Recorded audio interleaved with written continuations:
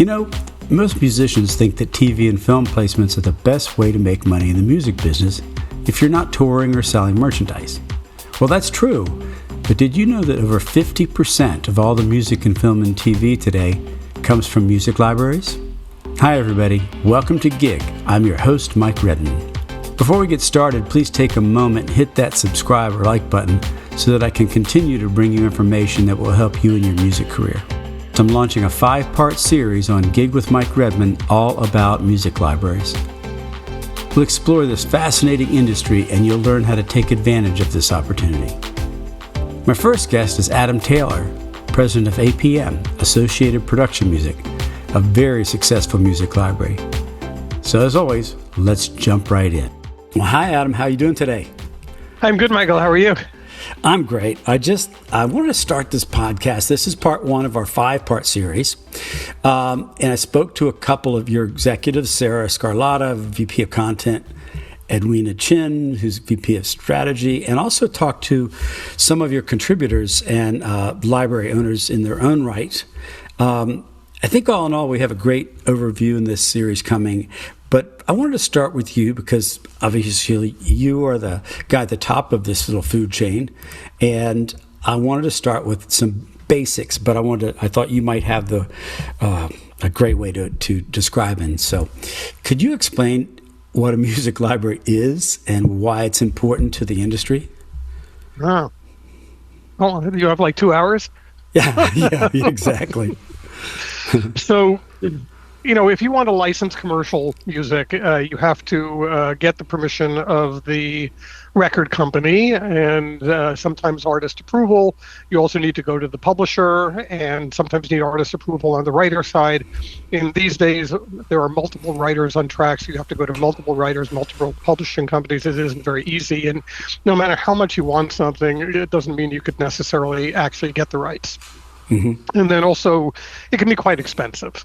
Yeah. So library music really started got into motion in the 40s with composers, mostly in England and a couple of other territories, who were doing things for radio and ultimately for TV, where people realized they could reuse the music. And eventually it became obvious that you could create a library. The value of it was such that you could create a library specific for the purpose of licensing it out to other people. And the structure and underlying concept of a library is that the library controls both sides. They control the master rights and they control the publishing rights. So all of the rights necessary in order to grant a sync license are contained within one company. It's one-stop shop. Mm-hmm. And there is a rate card, and unless you've negotiated a different price or you have a blanket agreement, which is common these days, you can utilize the music for the price that's on the rate card. You don't have to ask for permission beforehand. Every track is the same price. Mm-hmm. So it is a frictionless one-stop shop of music that is, for the most part, specifically written in service of the moving image. It's music for storytelling. And so think of it as the music equivalent of a stock photography library, but where most of the music is actually commissioned by the library based on what it knows its clients need. Gotcha. Wow, that's very helpful. Somebody told me recently, and I was, I had a couple libraries in the past. I had no idea that about 50% of the music that is in film and TV today comes from music libraries. Is that about right? Yeah, I think it's actually higher than that. I think it's probably closer to 60%. Nobody knows for sure, and it depends what you call a library. Mm-hmm. If a network owns a library, is that included? If a composer owns a small library, is that included? But it is a very, very important part of the musical profile of programming, and it is used all over the place. And even shows that have a composer, as many of the big shows do, they're always going to be using library music to fill in something. If you've got a scene in a bar or a club or some other source music that you need something, you don't have to go out and hire a singer who sounds like Mick Jagger or somebody in the style of Edith Piaf or Ray Charles or somebody. We've already done something in that genre. It's you can listen to the music before you license it, and if you like it, then you license it. So, Adam, one of the biggest reasons that I wanted to focus on your company, APM, Associated Production Music, is that you exclusively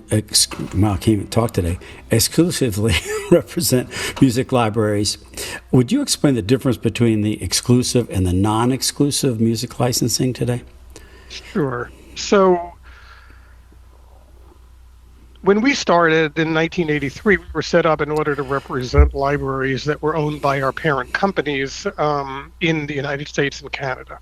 And our parent companies today, there have been a series of acquisitions, but it's today Sony Music Publishing and Universal Music Publishing. Although we run independently, we have some of the music of theirs in the library and then a whole bunch of other music in there.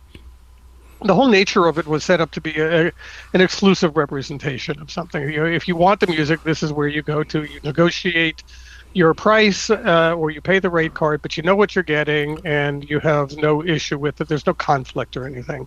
The non-exclusive model pretty much started with when indie artists were coming into the fray and wanted to make their music available, but didn't necessarily want to make it exclusive to any one particular company. And they decided to go out and give it to many people. So, it could be, I don't need to name the names, but there are a million companies out there who are doing mostly online credit card-based shopping. And there are a lot of issues with the non-exclusive side of things. Number one, you don't know where the music is coming from. The person marketing it doesn't have necessarily a vested interest in that track because they know that it's going to be elsewhere. And oftentimes a client can download the track from multiple sources and utilize it and not remember where they got it from. Yeah, so, you can have different names, right? They could sometimes have different names. The whole retitling thing is a side show from that that is really helped to create the perception of a glut of products. So we don't believe in retitling, and we don't personally believe in or practice anything on a non-exclusive basis. Whatever we have is exclusive. That we have vetted it very carefully. We know its quality and we stand behind it. Also, there's a legal issue, which is that if you are a non-exclusive representative, you can't be going after copyright infringement. You have to be either the owner or an exclusive representative.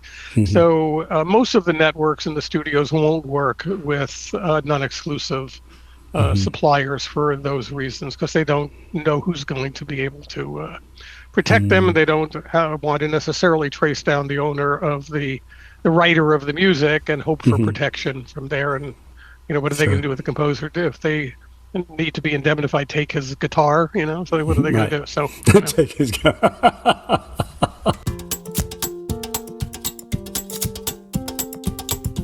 Today, touring and selling merch at your shows are pretty much two of the only revenue streams that bands have.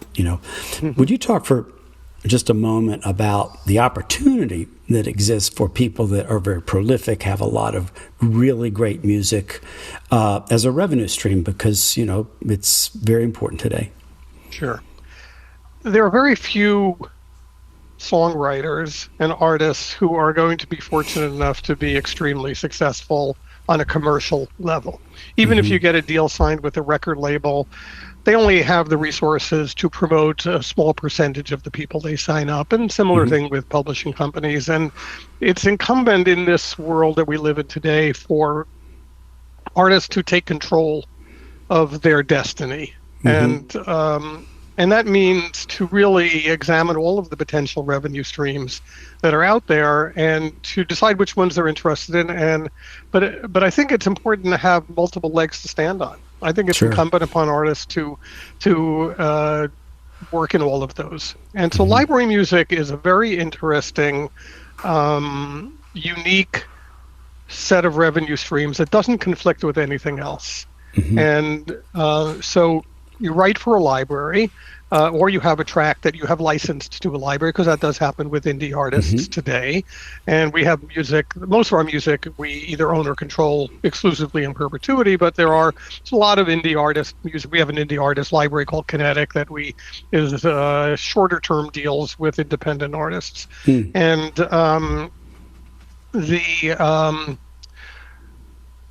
it's a revenue stream for these artists. So we license it out for sync. And they make their share of the sync money, but also they make money on the performance side. And so, and this is in perpetuity. And I mean, we still get performance payments for music that we had in Superman. I'm talking about George Reeves. Wow. Oh my gosh. Which was produced from 1956 to 1960. Most of that was our music. We still get performance payments every quarter on the publisher side, and the writer does as well. We did most of the music for Spider-Man cartoon series in 1969 and on, and we still get payments for that. So you just never know when something is going to get used. So you create this income stream on the sync side, and then you create this long-term annuity on the performance side. And it's not just performance in the United States or Canada, it's rest of the world, because especially shows that are produced in the United States, they're going to travel.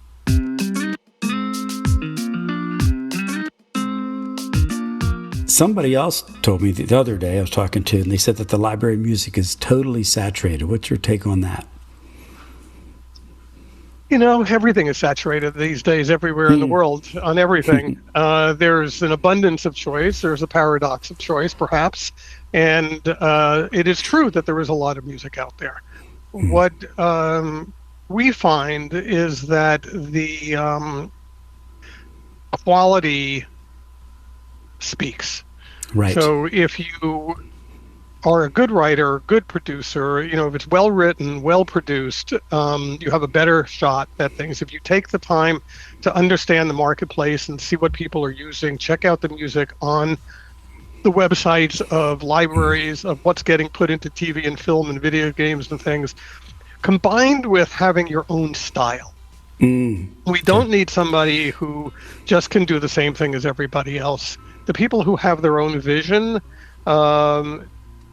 and can execute on it well are the ones who are going to do well. So it's worth training and learning. And, you know, our life is learning. We need to continually learn, continue to get better. I've had composers submit stuff to us where we thought, you know, samples aren't that good, or they were doing this issue or that thing that really didn't elevate it. And then we gone back with feedback to them, and we always say, feel free to resubmit.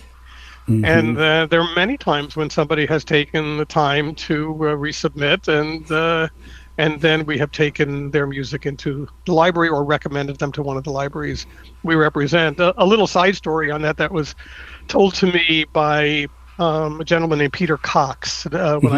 Early on when I joined this business, Peter Cox was the managing director of the Great British Library, KPM, which is probably the world's greatest library.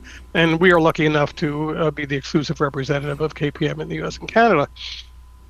And one day, and Peter was a managing director for 35 years, and one day some young kid comes in with music and says, hey, will you listen to my stuff?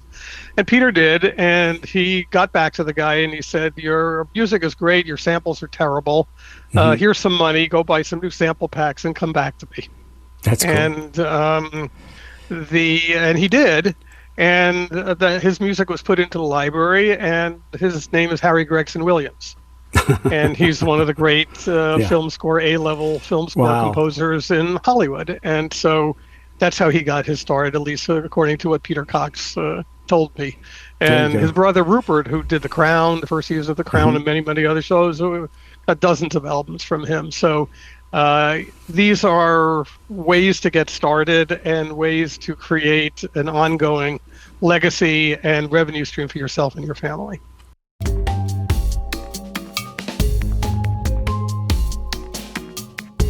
I just have one last thing, Adam, because this is a short little introduction to the series. And do you have any just things that maybe come to the top of your head that words of wisdom or, you know, words of caution for people entering this industry?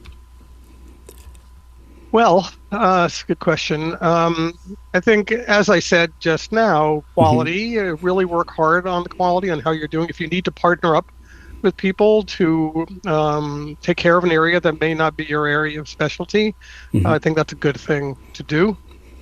I also think that there are two words in the word phrase music business. So I think that you need to focus on both. You know, clearly, if you're a composer, writer, lyricist, the music is going to be the key thing. However, it's really important to understand the business side. And there are a lot of business resources available, whether you're reading one of Don Passman's book, Mm-hmm. if you're looking at the ASCAP or BMI or CSAC websites, Mm-hmm. and there are many other books out there. There are some books that are specifically out there about how to work in the library business. Sure. And so I think do the research and understand the business side as well. That way, you can make good deals and understand what you're getting into. You can decide about exclusive versus non-exclusive. You can decide which companies are good to work with. So, and I think that lastly, this is again one of the anchors to stand on. And I think you strengthen yourself creatively and personally by doing a lot of different things. So go out and play live, do session work, write Right. things, do commercial releases, put stuff up on Spotify and SoundCloud and other places. If you're a DJ, go DJ. My boys DJ You do out there that? and write Uh-huh. electronic music. And the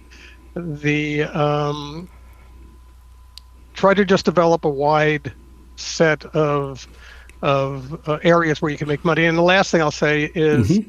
it's who you know, meaning network. Get out there and meet people. Come to the Production Music Conference in the fall in Los Angeles every year. Go to other ones. Go to do the SCL, the Society of Composers and Lyricists, and other organizations, the CCC in California. You're going to meet all kinds of interesting people, and one thing is going to lead to another. So, Wow, that's a lot. No, it is. You know a lot. That's the thing.